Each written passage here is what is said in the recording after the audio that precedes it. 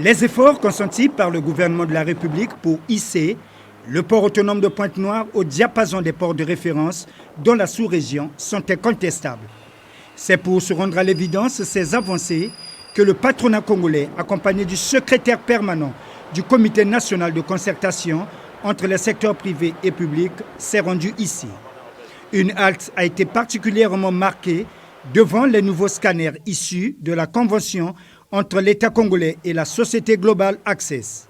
Une vraie prouesse technologique qui va booster les activités portuaires. Scanner à rayon X sur le port autonome de Pointe-Noire. Cela permet de regarder le contenu d'un conteneur sans nécessairement perdre du temps à l'ouvrir. L'ancien scanner, il a la capacité de scanner 150 conteneurs jour. Celui-là a la capacité de scanner 150 conteneurs heure.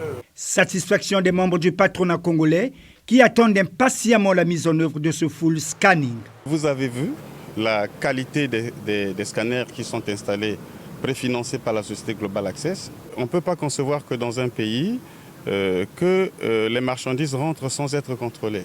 Plus d'1 million de tonnes de marchandises rentraient dans ce port sans qu'on regarde ce qu'il y a à l'intérieur.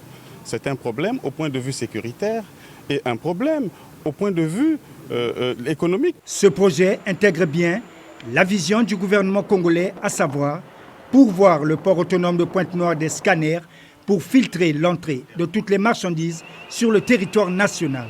La sécurité des institutions et de notre économie en dépend.